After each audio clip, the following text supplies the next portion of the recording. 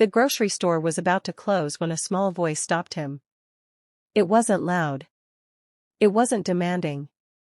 It was tired and scared. "My child hasn't eaten anything today," the girl whispered. "Can you share expired bread?" Those words hit the single dad harder than any bill, any late notice, any long night he'd survived before. And in that moment, standing under flickering fluorescent lights, he had no idea that one small act of kindness was about to change both of their lives forever. Before we begin, take a second to support stories like this. Subscribe to Heartfelt Moments, like this video, and share your thoughts in the comments. Your support helps us keep bringing real, emotional stories that remind us what kindness can do. Now, let's begin. Mark was 36 years old and exhausted in a way sleep could never fix. He was a single dad to a 7-year-old boy named Liam, and every day felt like a careful balancing act between hope and survival. Since his wife passed away 2 years earlier, Mark had been doing everything alone. He worked long shifts at a warehouse, packed lunches from whatever he could afford, and smiled for Liam even when his heart felt heavy. He never complained.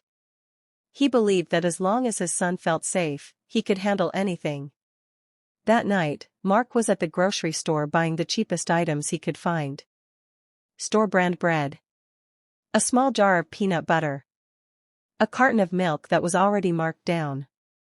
He counted every dollar in his head, making sure he had enough for bus fare home. That's when he noticed her. She couldn't have been older than 19. Thin. Pale.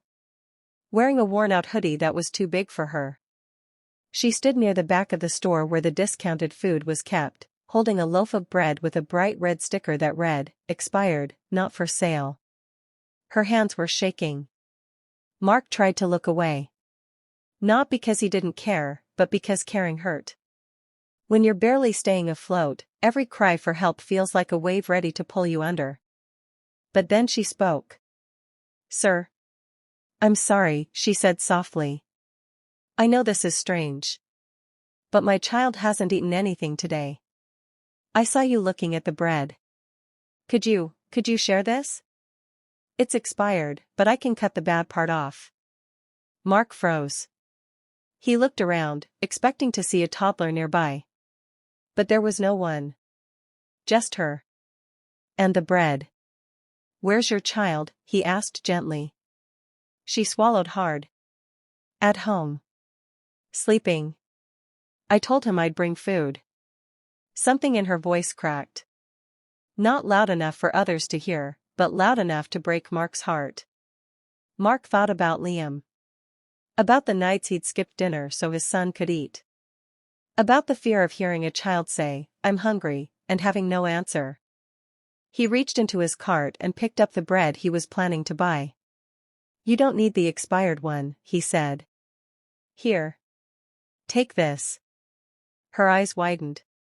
"No, I can't." "That's yours." "I can get another," he lied, knowing he couldn't. "Please." She hesitated, then tears rolled down her face. Silent tears. The kind that come when someone finally sees you. "Thank you," she whispered. "You don't know what this means." Mark did something he hadn't planned. He handed her the peanut butter too. Then the milk. She tried to refuse again, but he shook his head. "Kids need to eat," he said. "That's all that matters." At the checkout, Mark paid for what little he had left. When he turned around, the girl was gone. He went home that night feeling lighter and heavier at the same time. Lighter because he'd helped someone. Heavier because he knew how close he was to needing help himself. The next morning, Mark packed Liam a smaller lunch than usual. He told himself it was fine. Kids didn't need much, right? But as he walked Liam to school, doubt followed him like a shadow. Later that afternoon, Mark got a call from an unknown number. "Is this Mark Reynolds?" a woman asked. "Yes. My name is Susan. I work with a local community outreach center. We met someone last night who asked us to find you." Mark's heart started racing. "She told us about what you did at the grocery store," Susan continued. About how you gave away your food. Mark didn't know what to say. She wanted us to help you, Susan said gently. Because kindness like that doesn't go unnoticed. That evening, Mark stood outside his small apartment as a van pulled up. Volunteers stepped out carrying boxes. Groceries. Fresh produce. Bread. Milk.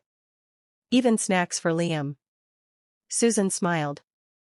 We also found out you've been struggling with rent. We can help with that too. And there's a better job opening through one of our partners. Higher pay. Better hours. Mark felt his knees weaken. But, why, he asked. There are so many people who need help.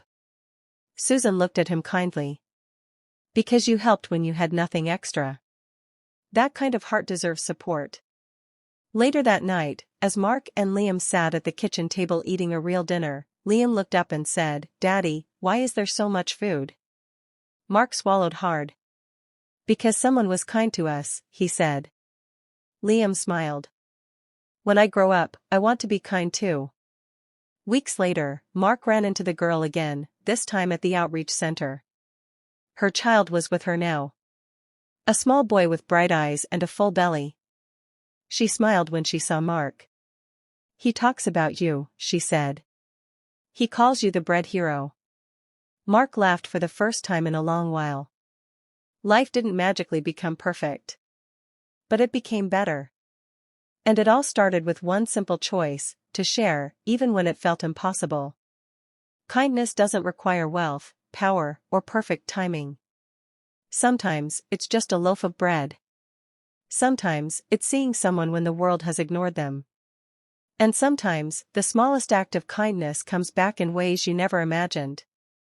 If this story moved you, remember, your kindness might be someone else's miracle. Spread it. Share it. Live it.